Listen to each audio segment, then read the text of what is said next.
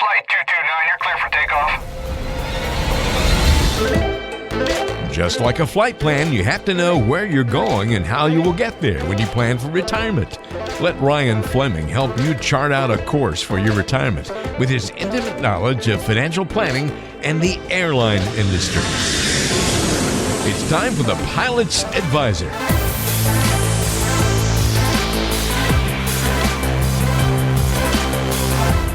Well, hey there, and welcome to another edition of the Pilot's Advisor. Walter Storholt here alongside Ryan Fleming, financial advisor at Fleming Financial Group, serving clients worldwide. You can find us online at FlemingFG.com. We'll give you more ways to get in touch with Ryan as we go through the show today. Ryan, great to be with you once again. How are you, my friend?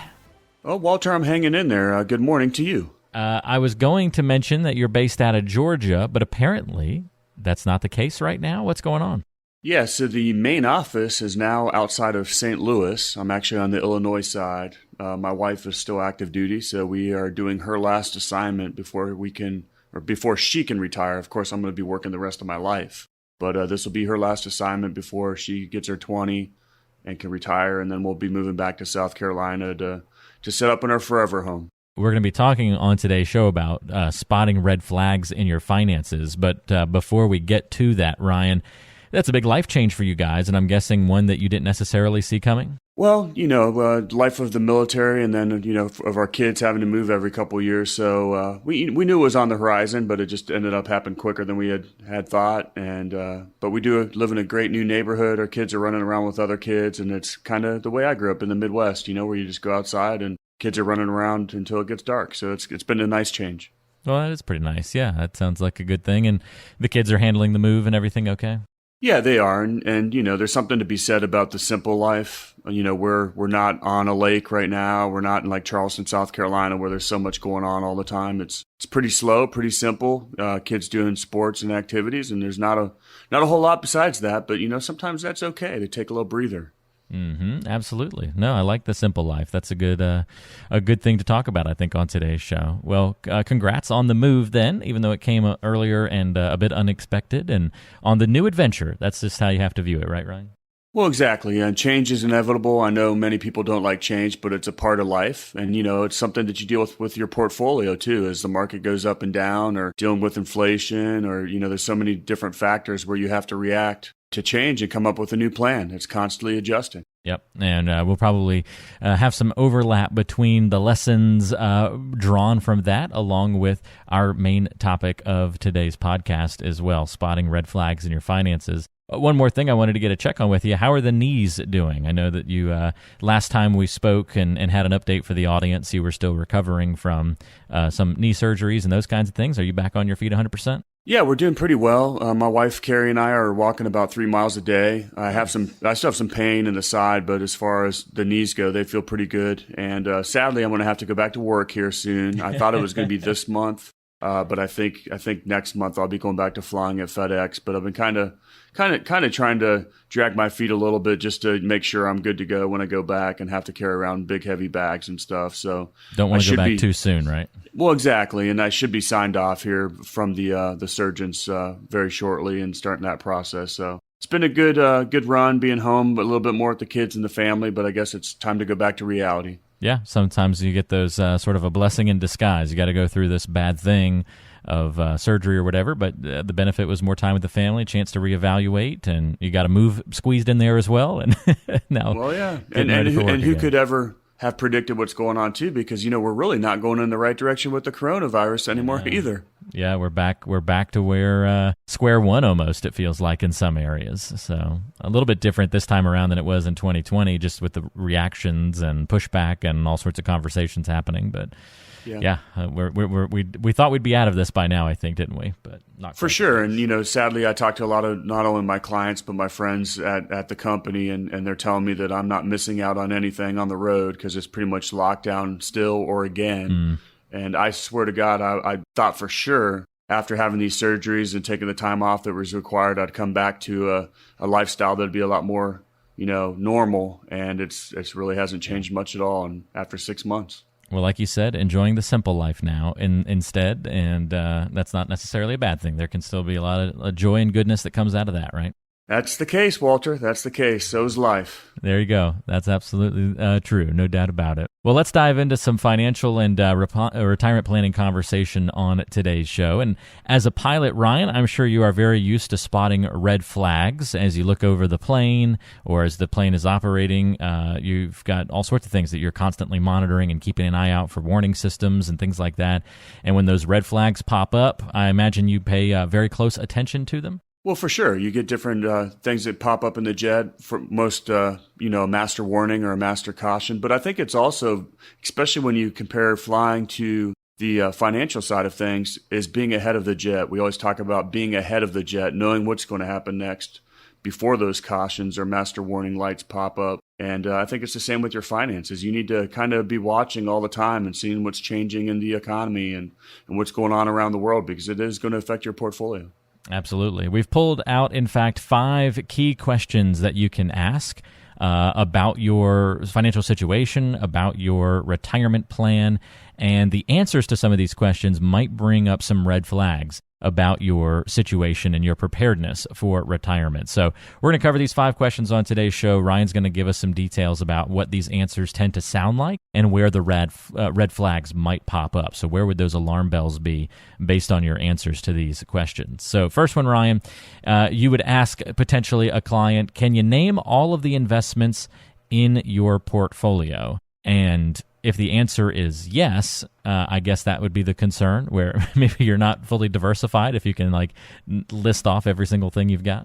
Yeah, well, I think there's 2 sides to this question, because I think if you could list everything that was in your portfolio, yeah, you probably do have a diversification problem. However, I also think it's very important for you to understand and be on the same page with your advisor to know what you're doing and why you're doing it. When I have a prospect I'm talking to and they really have no clue what's in their portfolio or why they're investing in that certain thing in their portfolio, that's a problem too. So it's important to know what you're doing in your portfolio, but I think knowing every single investment is probably unrealistic for the average investor. Yeah, that's a great point. And that's one of those key questions to ask yourself, try and figure out, am I diversified? Obviously, you're going to run a little bit more analysis than just a simple question like that, but it's sort of a good icebreaker, if you will, a sort of a quick way to tell if you're diversified or not. For sure. And I wanted to make another point with this particular question. I had a prospect that I was talking to a few days ago, and 100% of their money was in some part of the tech sector. And, we talk a lot about trying to consistently hit singles and doubles, and that's how you're going to win. And this particular person was swinging for the fences and didn't know it. And of course, last year, in a lot of cases, that portfolio hit a home run, but this year it's striking out. And we talk about just not speculating and gambling, but at the same time, this person had no clue that all their money was pretty much on one sector, which is definitely speculating and gambling. Have you ever wanted to learn more about the academic approach to investing and saving and planning for retirement that Ryan talks about here on The Pilot's Advisor? Well, if so, go visit pilotsadvisor.com. pilotsadvisor.com. You can watch a quick webinar on the academic approach to investing. It'll show you how not to speculate and gamble with your money. It's all based on Nobel Prize-winning research. Only takes about 10 minutes to get through the video and watch it. Going to be worth your time, I promise you. Go check it out right now, pilotsadvisor.com. It's a webinar that covers that academic approach to investing. pilotsadvisor.com. All right, back to the show. Here's question number 2 for spotting red flags in your finances. Do you have a financial advisor? And if you do, how often do you meet with your financial advisor? Well, what's the most appropriate answer to that, Ryan, or where would the red flag lie in that? Well, I think it very much depends on the investor, because I have clients that I meet with or talk to regularly almost all the time, and I have others that they don't see any need to meet very often. Now, something that I think in the industry that is changing is we used to have these client meetings where we would meet and kind of go over what happened. And I think it's kind of changing a little bit now, where why talk about what happened in the past and doing a review of your portfolio when, it's kind of like crying over spilt milk. It's a total waste of time versus having a planning meeting where you meet and start looking towards the future. And so I think that's something that's definitely changed with the industry here lately. And of course, people wanting to meet on Zoom versus in person, stuff like that. But how often you meet with your financial advisor, I think really depends on the client or the prospect, because of where they are and how they feel with their financial wellness and financial peace of mind. All right, we're talking about these red flags that might be in your retirement plan, how you can uncover them by asking the right kinds of questions. A third good one to think about: are your account balances constantly moving up and down? What should the answer sound like to that, or what would cause a red flag?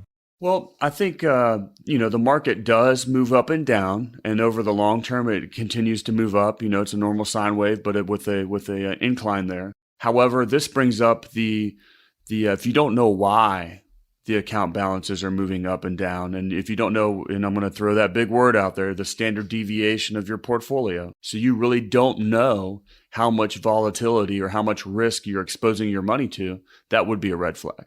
All right, that's another good one to think about. And I think if we hit these last two questions, Ryan, we're really going to start to get into the nitty and gritty of a financial plan and see where people really stand.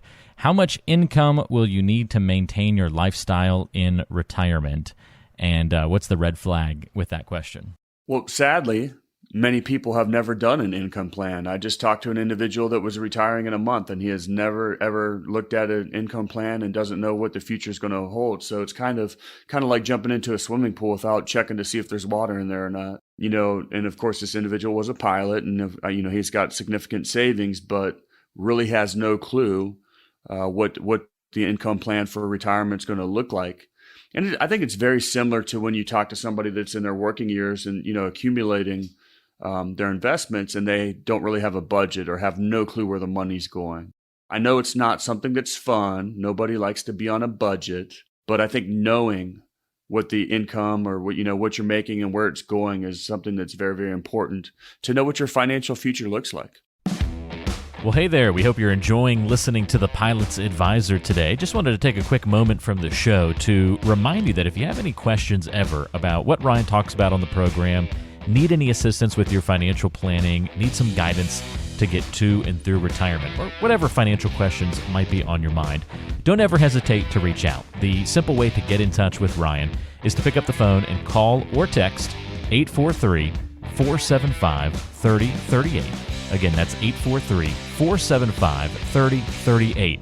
You can also find Ryan online at FlemingFG.com. That's FlemingFG.com.